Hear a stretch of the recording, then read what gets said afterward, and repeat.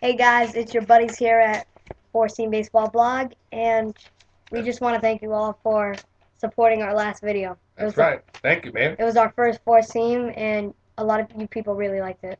Yeah, very, very cool. Thank you from all hearts. A lot of subscribers. Love you. Love you all. Okay, first off the bat, where is Vladi headed? Vlad, the Impaler. I do believe he's going to the Orioles. Everyone thinks he's going back to the Rangers. I believe the Rangers are going to not sign him, and I believe the Orioles will sign him. The Orioles are looking to sign some real good talent, and I think that they are going to take Vlad. Really? Yeah, I think he's going to make a great DH. You know, the Orioles have also signed just today Kevin Gregg. So now that gives them a closer that they've needed desperately because they haven't had. But they've already signed Derek Lee. Yeah, but you know that's what I'm saying. So you got Derek Lee, it plays first base. Vlad Guerrero don't play no first base. Vlad is going to be in there to play some right field, some left field, and DH. That gives them a lot of punch in that lineup. They got to compete in the East. Let's face it, the Red Sox are going to be the one to beat. So, what about the Red Sox re-signing Hideki Okajima? Yeah, good for them. Also, you know, it's good for their bullpen, and he can spot start, and you know that's a good little guy to have there. So. What about the Mariners signing Miguel Olivo? Yeah, and they also just signed Brendan Ryan, I do believe, too. Yeah. So, you know, the Mariners are trying to make some moves. Let's face it, you got to do something when you lose 100 ball games. You know, and you got Suzuki and all these guys being your sponsorships. A lot of money there involved, you know. They got a lot of Japanese sponsors. A lot of people don't know that. The Mariners make a lot of money through Japanese sponsorship because of you-know-who being there.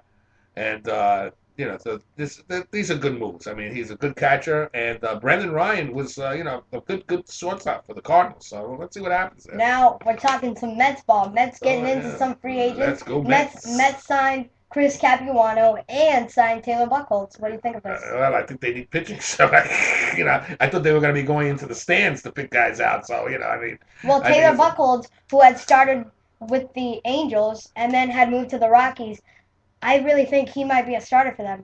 Yeah, well, I do believe he will be a starter, and they might give Capuano, you know, a chance to spot start every now and then too. So, and he's got that real strange, you know, wind up and throw. So, you know, I think they're both good pitchers, and Capuano did very well for the Rockies, and that's a tough situation to pitch into that stadium. So, the Mets are a whole different, right? The Mets are a whole different ball game. You know. Capuano did good for the Brewers. Brewers, yeah, and I think the Mets being at Citi Field is a whole different ball game. That's a big park that helps pitchers. Because, you know, it's very hard to get the ball out of that park. What about the Rangers closing in on a deal with Adrian Beltre to play third base? Well, that's what I was saying. I don't see them going after Vlad unless Vlad really wants to play there, and he'll play for a lot less money. Because they're talking $96 million contract for this Beltre. Over 6 years, though. It's still a lot of money. I think personally that's too much money for this guy. I think he'll be ratired in about 4 years. The thing with him is he'll play good the year before his contract's done, and then this has been his history all along. And then he dies when he signs a contract the whole years before that. So I mean, let's hope he learns his lesson and he does what the Red Sox had him doing last year, which was beautiful. But if not, you know, I think they may have been burned a little bit, the Rangers, because I still believe that's a lot of money for Beltre. Now I want you to take a guess at this one. Okay, ready? Right. This guy, he's a left fielder and right fielder for the Rockies. He's young. He had about 24 home runs, and he helped them almost get to the... He can play a little center field, too. His name is Carlos Gonzalez. Signed a 7-year deal for $80 million. You know, that's a good deal for them because he's young. He's going to give him a lot of years. And let's face it, the guy looks like he can play. I mean, he looks like Beltran did when Beltran was with the Royals. I mean, he looks really awesome. So good luck to my man, Carlos Gonzalez. Hey, buenas. Now, what about Rafael Palmeiro getting into the Hall of Fame? Is that going to happen? No.